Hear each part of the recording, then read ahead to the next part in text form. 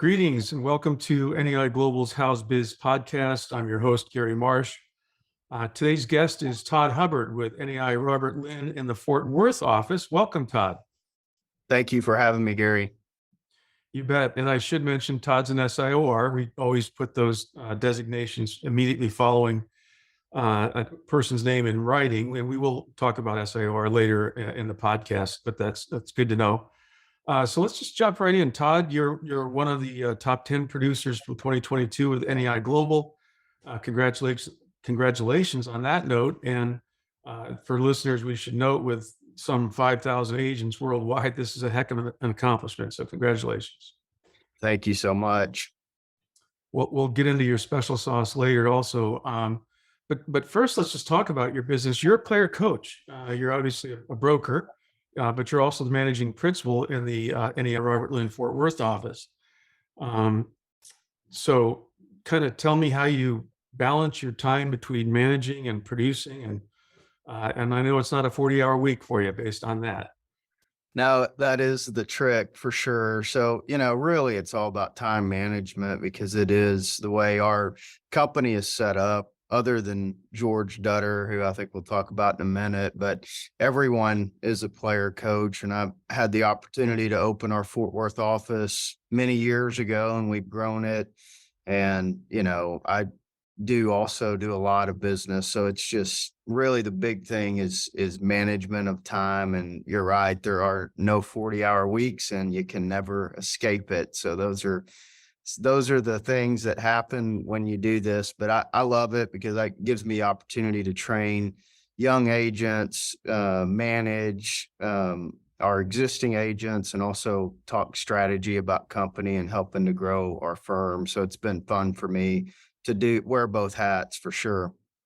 Right on. Well, you've been a top producer on more than one occasion in recent years. But tell us about the size of the office. How many agents do you have at Robert Lynn? And are there other services? Do you have a property management unit or anything like that? We do. So as our company this year, we hit a milestone over 100 employees. So that's big. And of those, we have about 65 agents in both our Dallas and Fort Worth offices. So our Fort Worth office, we're at 16. And so Dallas is obviously a much larger market and a much larger office, but we offer property management. We also specialize in office, retail, industrial, and then capital markets. So that's kind of our core business as a company for NAI Robert Lynn. We do that out of both offices. All the four major food groups, as we say. Yes, sir. Yeah. So you mentioned George. That's George Dutter, and there's also a gentleman in your office. So your business, Mark Miller. Is it the three of you that run the company? And if so, maybe talk about the division of duties. Yeah. So George Dutter he's our secret sauce as a company because he's our CEO. He runs the day-to-day operations for sure. And he's a non-agent. He's the only one that's not a player coach. And that gives us a lot of competitive advantages because he can focus on strategy. And, he's one of the smartest guys I know. So it's been a pleasure to work with him. And then Mark is kind of the ultimate player coach. And Mark's been our top producer for many years. He and I have kind of slugged it out, but Mark sets the tone and the example for all of our agents and how to conduct himself in the business and just setting. He's a great role model for everyone. But yeah, fortunately for me, at the end of 2020, they approached me and asked me to help them in strategy and helping to kind of run the company, so to speak. So the way we divide it really is George is the day-to-day operations, and then Mark and I work together with George on strategy, personnel decisions, and just trying to figure out how we can improve the company. So Mark and I both player coaches, George runs it, and then we just communicate together. And then we've got a group of principals at the company that also help on major decisions and kind of helping to guide company direction. And are they formally like an executive committee? And if so, approximately how many persons are there? I believe we have 12 now, and it's basically, we meet at least once a month, and then we have some that are just kind of meetings to go over the key things that are going on in the company. And then we have a couple of strategy sessions a year where we're kind of digging deeper, spending more time. And so, with that, we'll have company initiatives that we all work on, and so each principal will kind of tackle an initiative with a group that they pick within the company to help kind of guide that. So it does allow us to have a little bit more bandwidth where before, in previous years, George was trying to do everything, and as we've grown as a company, it's just not. He doesn't have the bandwidth, so it's really been a great platform for our company and help guide our growth. That's good to know, and it's also good to know the size. For a lot of listeners, Dallas, of course, is a large market. We know the last few years that there's been a ton of industrial development there. The city's been growing east, west, north, south. The metroplex size is bigger than ever. But your firm itself, Todd, uh, with the size and the production, you must be competing toe to toe with the nationals in your market. Yeah, we are. We've been very fortunate. So I think if you come to the Dallas Fort Worth market, we are a big name in the market. I think transactionally, I think we're in the top three for sure in transactional kind of volume within the DFW market. So yeah, we've been fortunate to continue to grow in all facets and are a major player in both Dallas and Fort Worth. All right. So my suspicion was confirmed. Thank you for that. Let's go back to you. You started your career as an accountant with a fiber optics manufacturing company. Was that there in the Fort Worth, Dallas area? And are you a product of Texas, a native son? I am. I'm from a small town in central Texas called Brownwood. Most people haven't heard of it, but I got my MBA from Texas Tech, and due to life circumstances, I went back to Brownwood and worked as an accountant, not necessarily by choice. So, but it was just doing what I had to do at the time. So, as I was there, I did have the opportunity to come to, at that time, it was Robert Lynn Company, and they had an opening in Fort Worth. And I didn't know what commercial real estate was. I didn't know what a dock door was. I didn't know anything, but I did know that the people there were special. And I felt like if I surrounded myself with talented people, it would give me an opportunity to grow both as a businessman and as a person. And that turned out to be, the best decision of my career, and led me to really good places. And my wife was actually an intern there when I started. So found my wife through the company as well. So I owe a lot to NAI Robert Lynn, that's for sure. Well, that's the ultimate win-win there. So you must have been in your 20s, and that's we all have different ways that we ended up in this industry. We've said it before on this podcast, and it's widely known. Most people in commercial real estate, we stumbled into our careers, and it's worked out for a lot of us. So, well, good for you. How has your experience, as even if it was brief, as an accountant and your MBA, how's that helped you as a broker?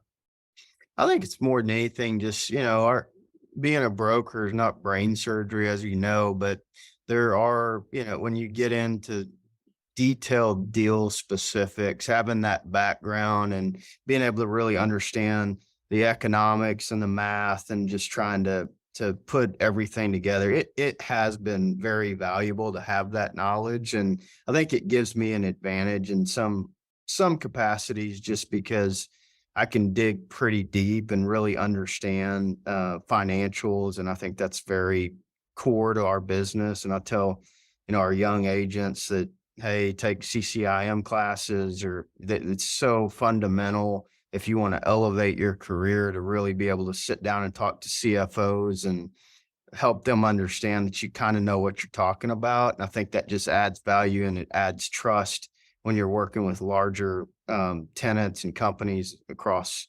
the market. Absolutely. And we know from just being in business for so many years, the higher up the food chain you go in terms of the executive position, the less patient they are with the people they talk to. If they know you don't know their business, they don't want to be spending time with you. That's right. And so that's good that you have that personal experience and that you're encouraging it with your young agents. That's spot on. So good for you. Um, your practice itself, Todd, what do you do? A lot of industrial, a lot of capital markets. Is it weighted one way or the other? Yeah, my primary core business is industrial in Fort Worth. And so I've been able to build a team here where I think we're one of the top industrial groups in Fort Worth for sure. But as a result, and you know this, when you have a client that has an office need or something, I'll do those types of deals from time to time. But my everyday business is industrial. Got it. Um, let's talk about some of your success transactions from this year. Since again, you're a top 10 producer, what were some of the deals you and your team did? First of all, tell us what the size of your team is, and then talk about some of the deals. If you're able to mention the client names, fine. If not, that's understandable, and certainly the terms and maybe a unique challenge. I mean, the industrial market, as you know better than me, has been red hot. So in some respects, you could say, "Oh, your job's been pretty easy." I'm sure that's not the case. So maybe talk about some of your deals and some of the challenges and how you overcame them.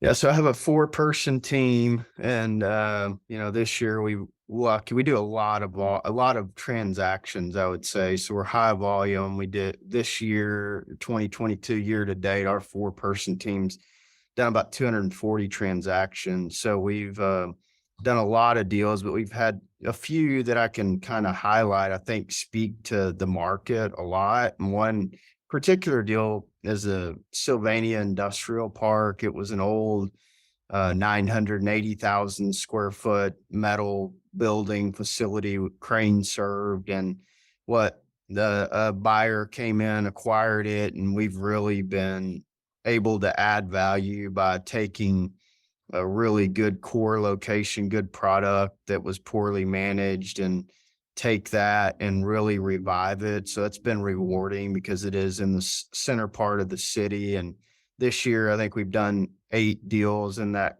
part, over 500,000 square feet, and just really taken a kind of an eyesore in the city and turned it into a gym. And so it's been fun to be part of that transformation. And just our clients been so great about listening to what our thoughts were and really executing on that. So it's rewarding to see that our thoughts and what we had hoped would happen comes to fruition for the client.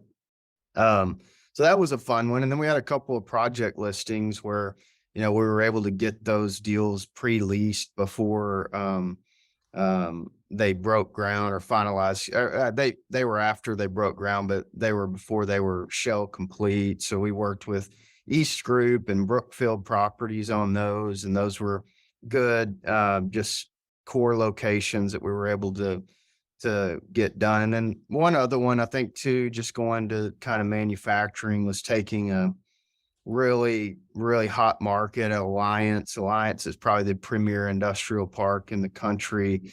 Had a client that was captive in their building. They couldn't move because of the cost to do so.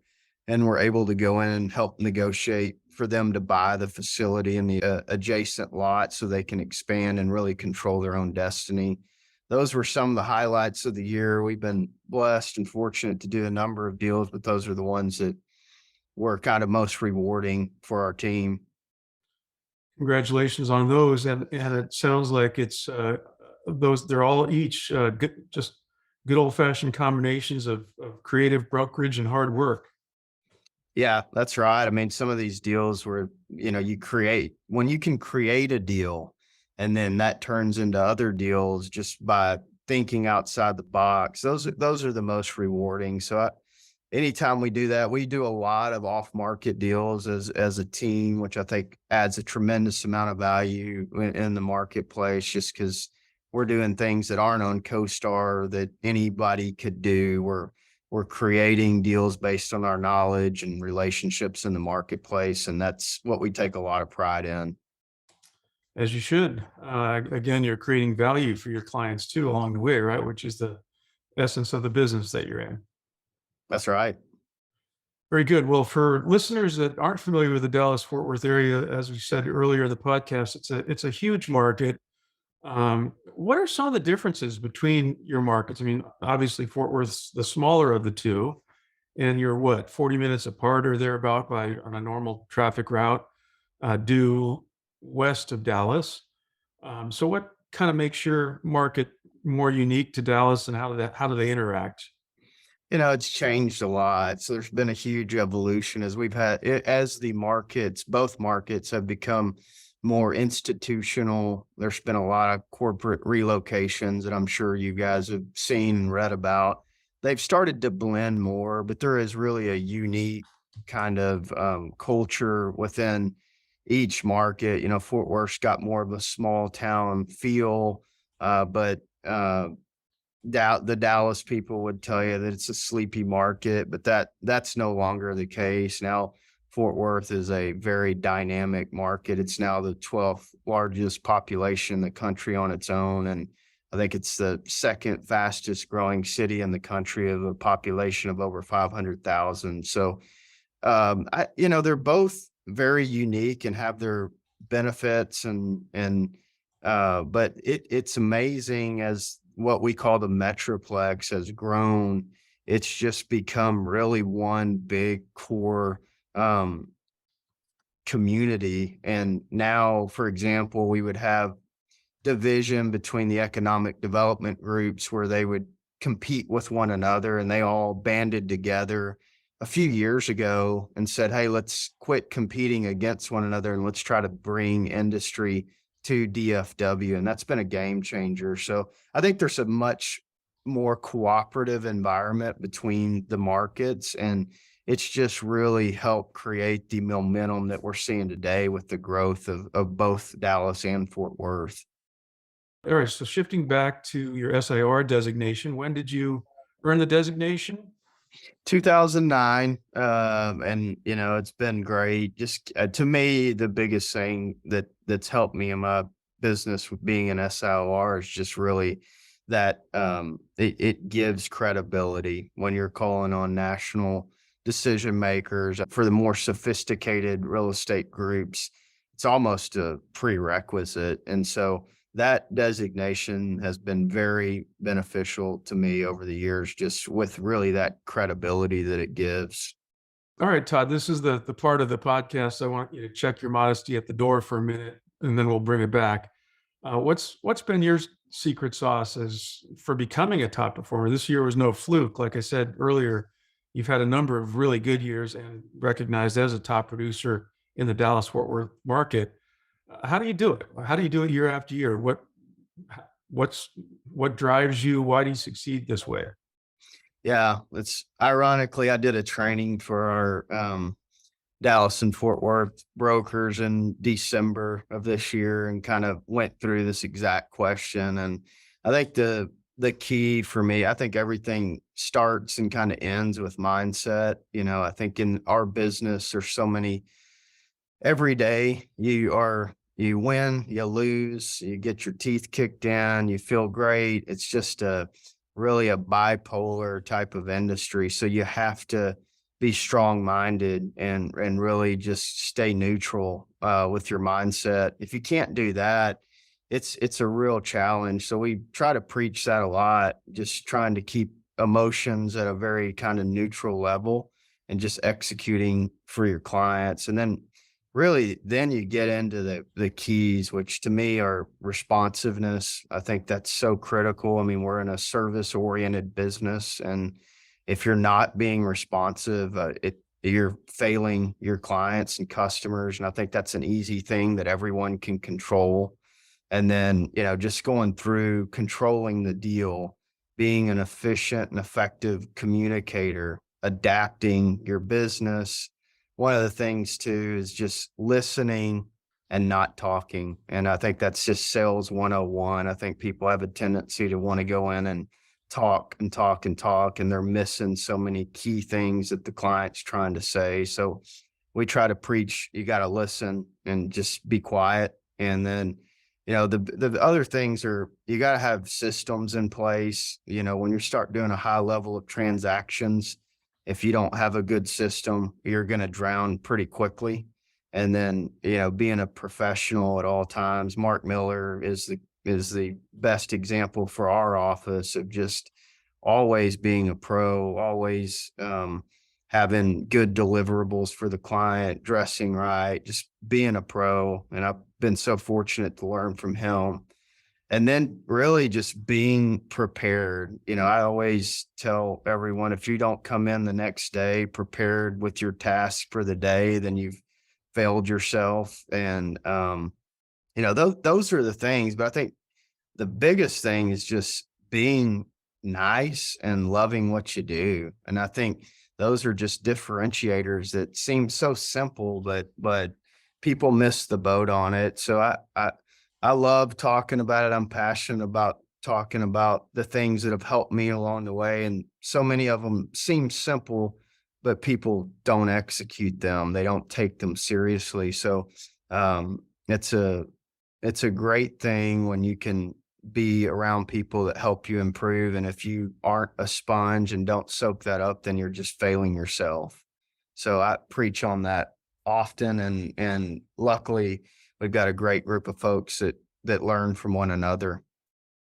That's great stuff, Todd. Well said, and so spot on with everything you said. Really, I mean, we could probably dedicate just a one-page, the world's shortest white paper on Sales 101, just based on what you said, because it's so true. I mean, there's so many realities that it's the most obvious thing ever that people like to do business with people they like. And if you're also happen to be good at what you do, then you're going to have plenty of business. That is a basic, but I loved what you said about listening. My earliest career was in outside commercial commission sales.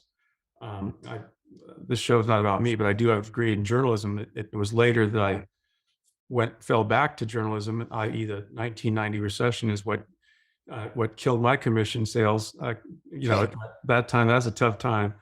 But anyway, one of my teachers taught me, you have two ears and one mouth, use them proportionally.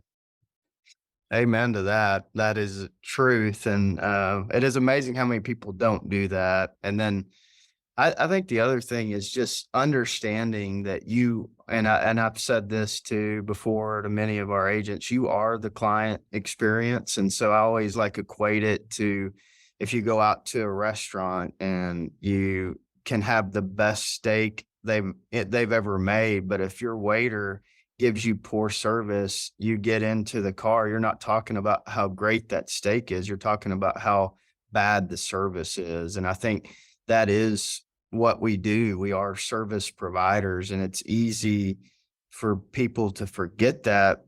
And that's the thing that you have to reiterate and really think about when you're interacting with the client, that everything you're doing is their experience with you. And so it kind of goes to the same thing, equating the steak to a deal.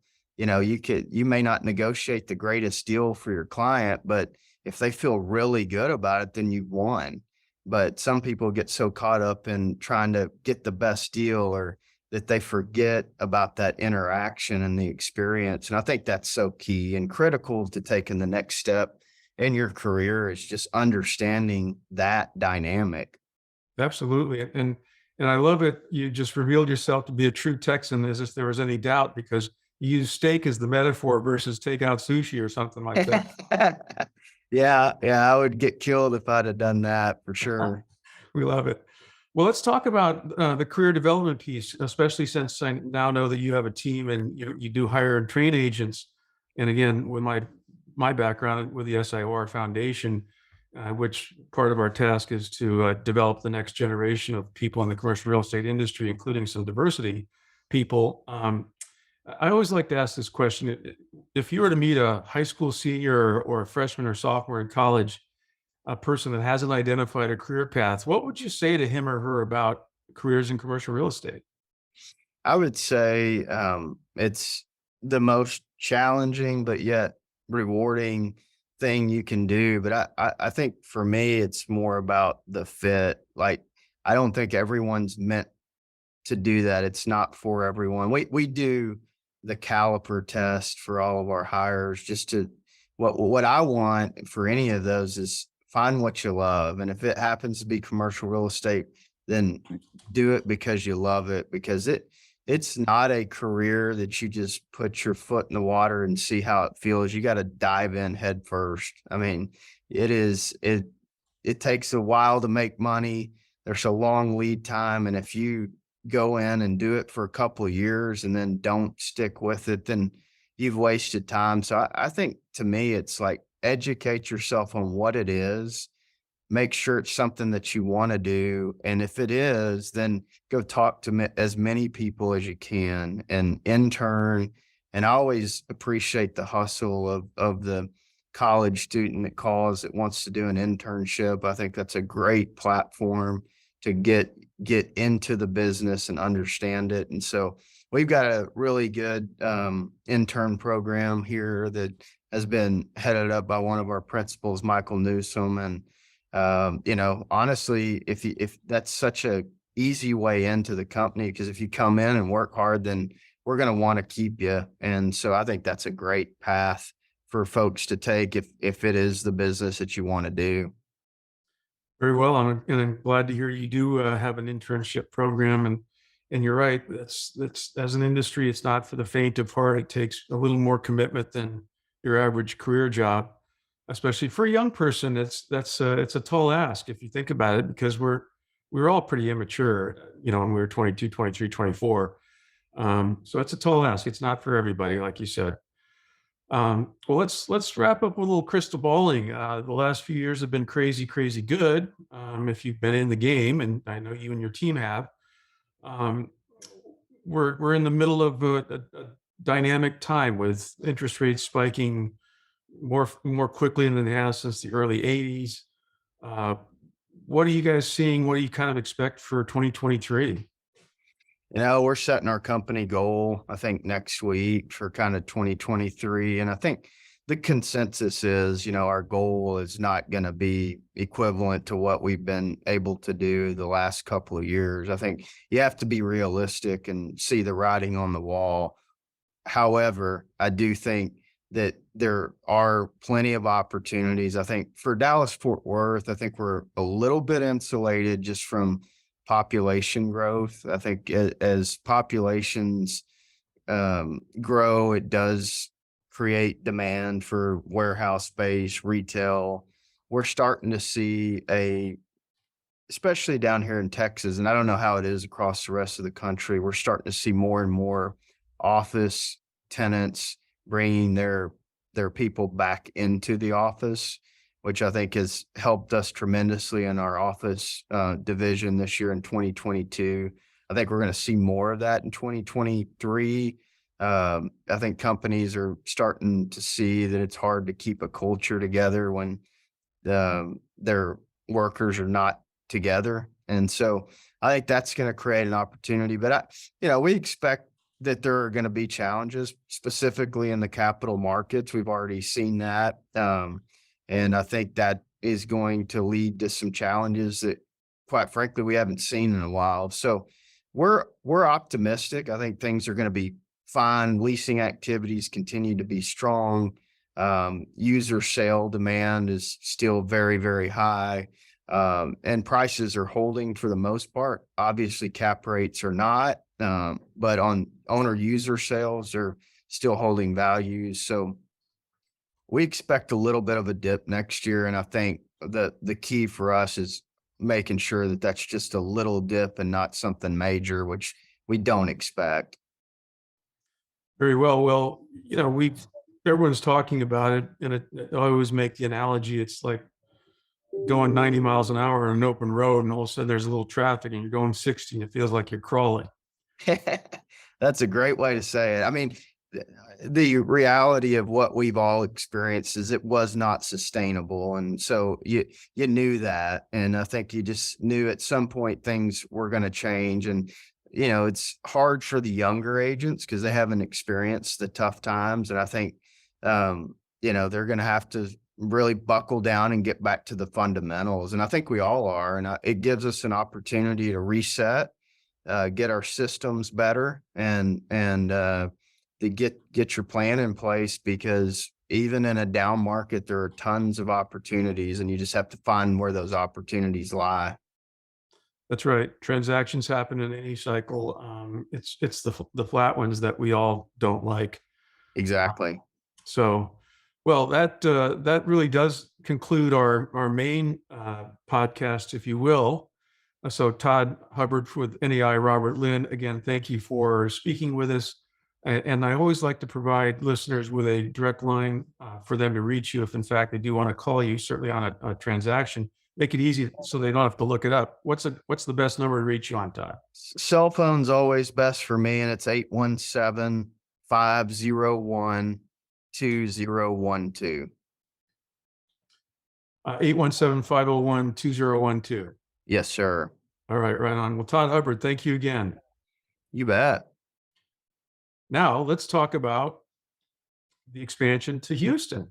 Some exciting news that we'll be announcing collectively, certainly out of the Robert Lynn office there in Dallas, in Houston. But the company's taking over the Houston market that was vacated at the end of this year. So that's big news.